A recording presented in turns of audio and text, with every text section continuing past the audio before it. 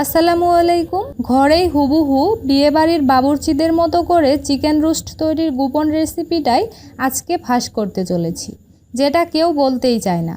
আর আজকের chicken roast কিন্তু তৈরি করা হবে ব্রয়লার মুরগি দিয়ে। খুব সহজভাবে পুরো ভিডিও জুড়ে অনেক ছোট ছোট দরকারি টিপস সহ রেসিপিটা শেয়ার করেছি। আশা করি এইভাবে একবার রান্না করে খেলে বিয়েবাড়ির আসল চিকেন রোস্টের স্বাদটাই পাবেন, একদম মুখে লেগে থাকবে। এখানে আমি ভালোভাবে পানি ঝরিয়ে নেওয়া ব্রয়লার চিকেন নিয়েছি 6 পিস। রোস্টের জন্য যেভাবে চিকেন পিস করা হয় সেভাবেই কেটে নিয়েছি। মুরগির সবগুলো পিস এক এক করে কাঁটা চামচ দিয়ে ভালোভাবে সব দিকটা এইভাবে কুচিয়ে নিয়েছি। যেহেতু ব্রয়লার চিকেনের পিসগুলো কিছুটা বড় আর অনেক বেশি মাংস থাকে, তাই এভাবে কুচিয়ে নিলে ভিতরে ভালোভাবে মশলা ঢুকবে। আপনি চাইলে বটি বা ছুরির সাহায্যে প্রতিটি পিসের উপরে আলতো করে চিড়ে দিতে পারেন, তাহলে আরও ভালোভাবে মশলাগুলো ভিতরে ঢুকে যাবে। এখন এতে স্বাদ মতো দিয়ে দিব লবণ, তারপর মরিচের গুঁড়া 1 চা চামচ অথবা স্বাদ মতো, লেবুর রস দিয়ে দিচ্ছি 1.5 চা চামচ। এখন খুব ভালোভাবে চিকেনের সাথে মশলাগুলো মেখে নিতে হবে। অনেকেই এই পর্যায়ে আদা আর রসুন বাটা দিয়ে থাকেন, আমি দেইনি। আদা রসুন বাটা দিয়ে মাংস ভাজতে গেলে প্যানের মধ্যে অনেক সময় আটকে যায়। আচ্ছা, এখন এগুলো ভেজে নিব। রেস্টে রাখার দরকার নেই, কারণ বেশিক্ষণ এভাবে রাখলে মাংস থেকে পানি ছেড়ে দিয়ে মশলাগুলো আলাদা হয়ে যাবে। খুব ভালোভাবে তেল গরম করে মিডিয়াম হাই আঁচে মুরগির পিসগুলো এতে দিয়ে দিচ্ছি। এই সময় কিন্তু তেলের ছিটা আসে, তাই ঢেকে দিয়ে কিছুক্ষণ পর উল্টে পাল্টে মাংসগুলো ভেজে নেবেন। এক পাশটা ভাজা হয়ে গেলে উল্টে দিব, তারপর অন্য পাশটাও হালকা লালচে করে ভেজে তুলে নিয়েছি। চিকেনের এই পিসগুলো অতিরিক্ত সময় ধরে ভেজে কড়া করে ফেললে শক্ত হয়ে যাবে, তখন পরবর্তীতে রোস্টের মশলাগুলো মাংসের মধ্যে ঢুকতে চাইবে না। আবার কম আঁচে বেশি সময় দিয়ে ভাজলেও মাংস থেকে পানি ছেড়ে দিবে। তাই মিডিয়াম হাই আঁচে হালকা লালচে কালার আসা পর্যন্ত দুপাশটা উল্টে পাল্টে ভেজে তুলে নিতে হবে। এখন রোস্টের মধ্যে বিয়েবাড়ির স্বাদ আনার জন্য স্পেশাল একটা মশলা তৈরি করে নিব। তাই এখানে নিয়েছি 5টা ছোটো এলাচ, একটা কালো এলাচ, 4 থেকে 5টা বড় জয়ত্রীর পাপড়ি, 1টার অর্ধেক জয়ফল, 2টা দারুচিনি স্টিক, হাফ চা চামচ নিয়েছি সাদা গোলমরিচ, এর বদলে কালো গোলমরিচটাও দেওয়া যাবে, আর নিয়েছি 6টা লবঙ্গ। এখন এই সবগুলো মশলা এরকম কাঁচা অবস্থাতেই ভালোভাবে গুঁড়া করে নিতে হবে। আমি ব্লেন্ডারের সাহায্যে গুঁড়াটা করে নিব, তাই দারুচিনির স্টিকগুলো যতটা সম্ভব ছোট ছোট করে টুকরো করেছি। এবার একত্রে সব কিছু গুঁড়া করে নেওয়ার পর দেখুন ঠিক এতটুকু পরিমাণের গরম মশলা তৈরি হয়েছে। পরিমাণে 1.5 টেবিল চামচ হবে। এখন রোস্টের মূল রান্নার জন্য হাঁড়িতে দিয়ে দিব 3/4 কাপ পরিমাণ তেল। একটু আগে যেই তেলে আমি চিকেনের পিসগুলো ভেজেছিলাম, ওই তেলটাই এখানে ছেঁকে ব্যবহার করেছি। তেলটা গরম হয়ে গেলে এতে 1 কাপ দিয়ে দিলাম পেঁয়াজ কুচি, তারপর দিয়ে দিচ্ছি এলাচ, দারুচিনি, কালো গোলমরিচ আর তেজপাতা। এখন মাঝারি আঁচে পেঁয়াজগুলো হালকা লালচে কালার আসা পর্যন্ত নেড়ে ভেজে নিতে হবে। যখন পেঁয়াজের মধ্যে হালকা লালচে একটা কালার চলে এসেছে, সে পর্যায়ে এতে দিয়ে দিচ্ছি 1/3 কাপ পেঁয়াজ বাটা, এরপর 1.5 চা চামচ রসুন বাটা এবং 1 টেবিল চামচ আদা বাটা দিয়ে মিডিয়াম লো আঁচে ভালোভাবে ভেজে নিতে হবে। এই সময় নেড়ে দিবেন, না হলে কিন্তু মশলাগুলো নিচে লেগে পুড়ে যাবে। মশলাগুলো কিছুক্ষণ ভাজার পর দেখুন তেলগুলো ভেসে উপরে চলে এসেছে আর কাঁচা গন্ধটা একেবারেই চলে গেছে।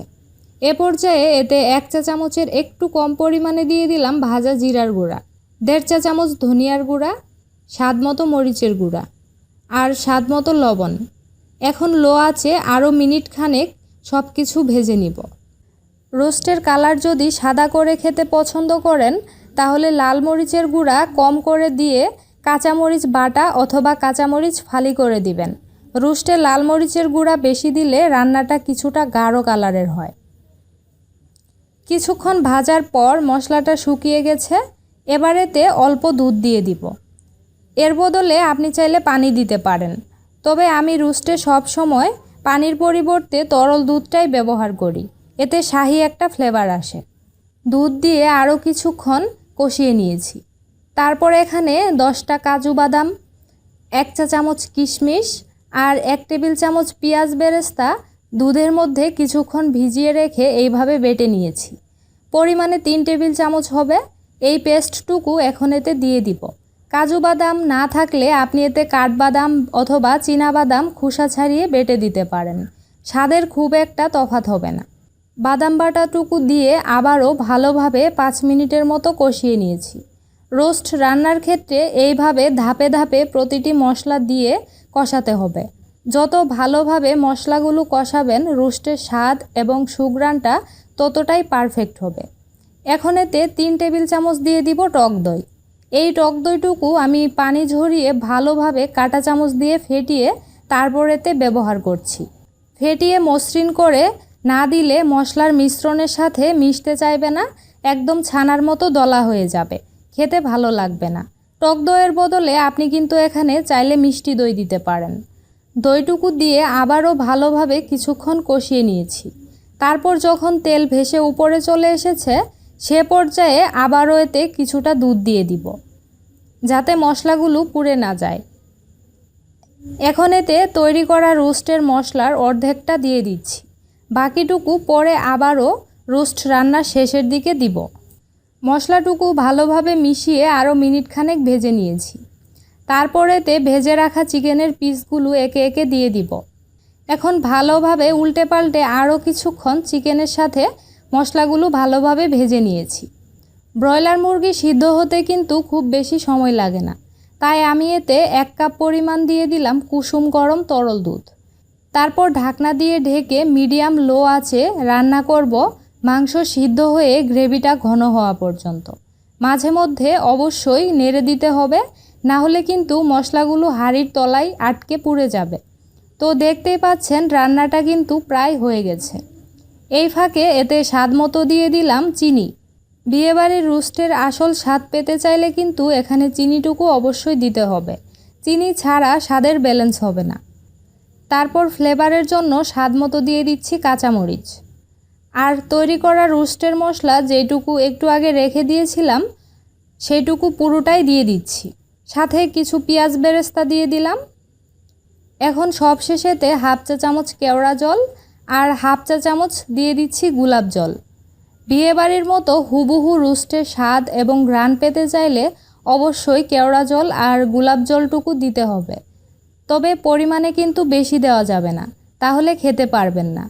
এখন আবারও ঢেকে দিয়ে কিছুক্ষণ রান্না করেছি। রোস্টের মধ্যে আপনারা যেই রকম গ্রেভি পছন্দ করেন সে অনুযায়ী রান্নাটা করে নেবেন। আমার কাছে রোস্টের ঘন মশলাটা খেতে অনেক বেশি ভালো লাগে, তাই আমি সব সময় রোস্ট রান্নার ক্ষেত্রে গ্রেভিটুকু একটু বেশি পরিমাণেই রেখে দিই। তো এরই মধ্যেই আমার রোস্ট রান্নাটা হয়ে গেছে। ঘি ছিল না, তাই নামানোর একটু আগে আমি এতে পরিমাণ মতো দিয়ে দিচ্ছি বাটার। এখন রোস্টের মশলাটুকু কিছুটা পাতলা মনে হলেও কিন্তু এটা ঠান্ডা হলে বেশ খানিকটা ঘন হয়ে যাবে। তো এবারে পরিবেশনের পালা। রোস্ট রান্নার সময় থেকে বিয়েবাড়ির মতো সুঘ্রাণে চারপাশটা একদম মৌ মৌ করছিল। সবগুলো টিপস হুবহু ফলো করে এইভাবে চিকেন রোস্ট রান্না করলে বিশ্বাস করুন একদম পারফেক্ট রোস্টের স্বাদটাই পাবেন। সফট জুসি ফ্লেভারে ভরপুর এই চিকেন রোস্টটা আপনি যাকেই একবার রান্না করে খাওয়াবেন সেই এই রান্নার স্বাদ সারা জীবন মনে রাখবে। কালারটা দেখে নিশ্চয়ই বুঝতেই পারছেন কতটা লোভনীয় হয়েছে। আজ তাহলে এখানেই বিদায় নিচ্ছি। আল্লাহ হাফেজ।